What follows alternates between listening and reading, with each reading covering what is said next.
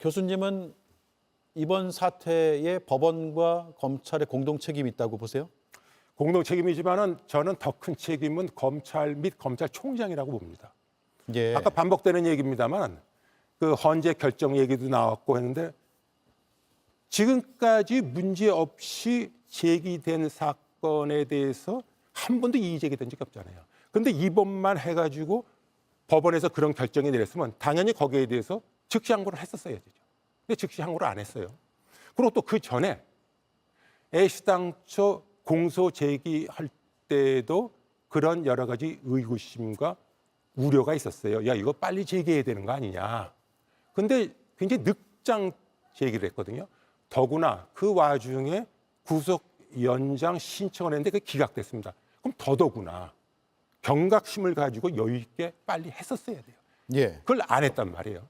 그러면 이 모든 책임은 누가 져야 되느냐? 검찰 및 검찰총장이 져야 되는 거예요.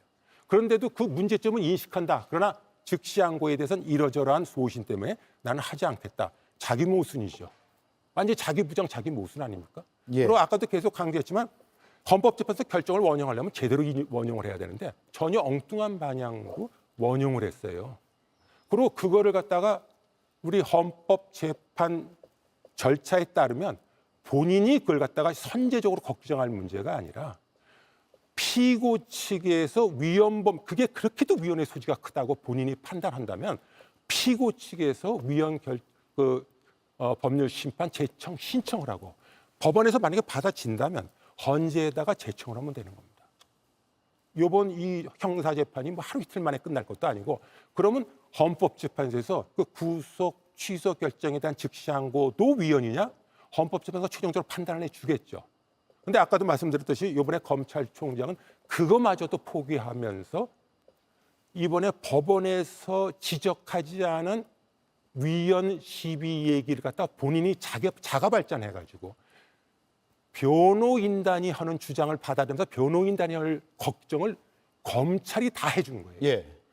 검찰총장은 검찰총장 지휘 그 역할도 바쁠 텐데 헌법재판소의 역할하고 변호인단 역할을 다 한 겁니다. 납득이 되세요? 납득이 됐어요. 이분은 지금 그 변호인단, 빨리 옷을 벗고 변호인단에 들어가야 됩니다. 근데 왜 검찰총장에서 그런 식으로 있는지 저는 책임을 져야죠. 알겠습니다. 네. 시간이 다 됐네요. 기억 남은 말씀이 많은데 네. 위헌을 주장한 검찰총장에게 동의하는 헌법학자는 없을 것이다 라는 말씀. 판사는 이번에 아예 법을 창조한 셈이다 라는 말씀이 특히나 기억에 남습니다. 이렇게 정리할게요. 잘 들었습니다. 고맙습니다. 감사합니다. 예, 지금까지 정현주 전 성신여대 법대 교수였습니다. 즉시 항고도 있지만 보통 항고도 있습니다. 일단 석방시키고 나서 항고를 네, 해본다는 보통 거죠. 항고도 있죠. 근데 그 보통 항고도 박세현 특수본 검사장이 안 하겠다고 했습니다. 그러니까 이 건에 대해서는 인정할 수 없다라고 하고 특수본에서는 저항했다라고 얘기를 하면서 반드시 법에 정해져 있는 절차에 의해서 항고를 할 수 있음에도 불구하고 자신들의 권리를 다 발로 차버립니다.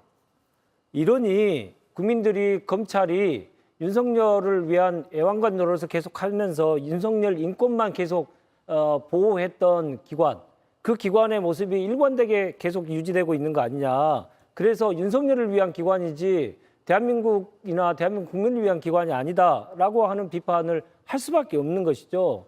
그래서 저는 검찰이 완전히 민낯을 다 드러냈다. 즉시 항고도 포기하고 동의하지 않으면서 자신의 권리를 포기하고 그리고 100번 양보해서 인권을 보호하는 측면에서 했다고 쳐더라도 그걸 다툼의 여지가 있을 수 있는 사안에 대해서 보통 항고까지도 포기하는 것은 검찰이 이제 끝났다. 검찰은 이제 문 닫아야 된다라고 하는 것을 자기가 스스로 자인하는 것이다. 그렇게 보입니다. 예, 2분 남았습니다. 다른 의견 있으신 분? 뭐 예. 여러 말씀하시니까 저도 잠깐 말씀드리겠습니다. 인신 구속과 관련한 것은 당연히 법원에 귀속되는 권한이라는 거 알고 계실 거고 지기현 판사가 이 부분에 대해서 석방 취소를 지시를 했습니다. 네. 그러니까 심우정 검찰총장은 그렇게 되면 즉시 항고할 수 있다지 즉시 항고해야 한다라는 의무사항은 아니에요.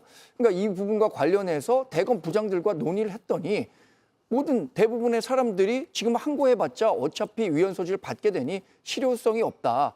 그렇게 판단해서 절차적으로 결론을 내린 거고 이 부분에 대해서 뭐 정치권에서 지금 문제를 삼고 있는 거 아닙니까? 예를 들어서 민주당에서는 이 사안과 관련해서 탄핵한다고 하니까 신무적 검찰총장이 탄핵 국회 권한이니까 하십시오. 그러나 이게 탄핵에 이를 만한 중대한 자신의 법률 위반이냐라는 부분에 대해서는 헌법재판소에서 다시 다퉈보겠다는 거 아니겠어요? 만약에 그런 정도의 문제가 된다면 민주당 나름의 그동안 해왔던 방식으로 대응하면 될 거라고 생각합니다. 예. 아니 이번에 지기현 부장판사가 결정을 하면서도 결정문 내용 자체에 들어있어요.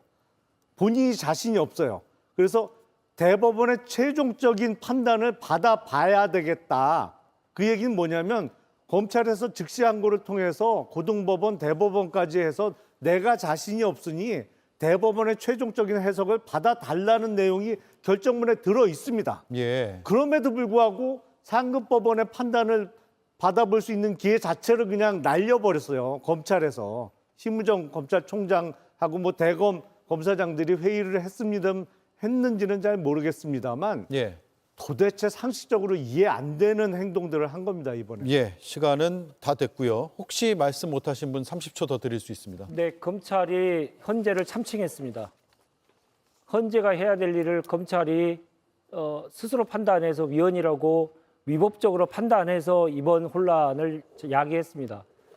그렇게 내란 수사를 망쳐먹은 거는 우리 역사상 세 번째입니다. 1995년, 2017년, 올해 이렇게 세 번째입니다. 검찰은 의도적으로 계속 법을 위반하면서 윤석열만을 위한 인권보호기관으로 스스로를 자임했습니다.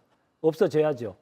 검찰청법 그리고 검찰개혁 4법을 반드시 통과돼야 된다고 생각합니다. 예. 이 문제는 워낙 위중하기 때문에 잠시 뒤에 단도직입에서 헌법학자와 조금 더 깊게 들어가 보겠습니다.